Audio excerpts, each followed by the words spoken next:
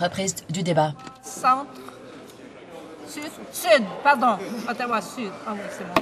Thank you, Madam Speaker, and I'd like to Merci. follow up on some of the comments made by J'aimerais revenir à certains des commentaires qui ont été faits par mon collègue, le leader pour l'opposition I think officielle. that his summary was only partly Je pense que son résumé était exact, en partie seulement. Je pense que pour la plupart des Canadiens qui ont suivi ce débat, et ce depuis 48 heures environ, eh bien pour ces Canadiens, on ne devrait pas être étonné qu'ils soient un petit peu désespérés. Je pense que les Canadiens ont suivi le débat pour savoir comment allaient évoluer les choses. Les Canadiens savent maintenant que le gouvernement a eu l'occasion d'apporter des modifications dans le texte législatif. Les Canadiens savent que le gouvernement aurait pu régler le problème dès jeudi soir. Les Canadiens le savent. Les Canadiens nous le disent. D'autre part, les Canadiens savent que le gouvernement n'a jamais eu l'intention d'accepter les amendements proposés par les partis de l'opposition, quel que soit le parti, et même des amendements qui auraient pu être présentés par leurs propres députés qui, en désespoir de cause, ont essayé de s'opposer au texte législatif. Le porte-parole en matière de travail, néo-démocrate, a dit que c'était pour lui et pour son caucus une vraie expérience. C'était une expérience d'apprentissage. Comment faire de l'obstruction automatique, comment dorer la pilule pour les médias, comment engranger des dépenses pour le contribuable canadien.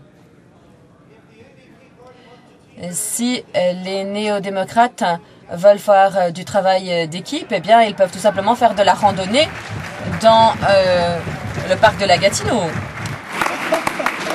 many times, Madam Speaker, throughout this debate. À maintes reprises, pendant ce débat, les Canadiens se sont sans doute dit qu'ils entendaient des discours prononcés dans le cadre d'un syndicat et pas à la Chambre des communes. With respect to the government's behavior, Pour ce qui est du comportement des députés ministériels et du gouvernement, on ne peut pas en dire que grand-chose de bien.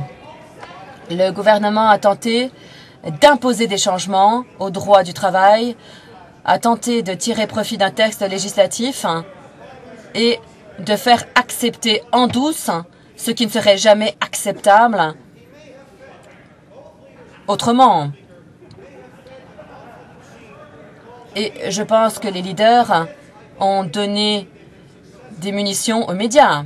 Et je pense que pour ça, ils se sont bien débrouillés. Mais en tout cas, le plus grand perdant dans tout ça, c'est le citoyen canadien. Et je vais vous dire pourquoi.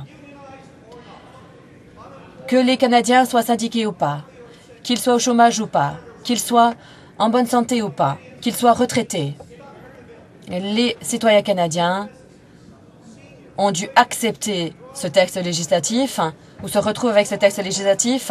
Les jeunes, les vieux, les retraités, tous les Canadiens vont devoir tenter de recoller les pots cassés qui résultent d'un processus irresponsable.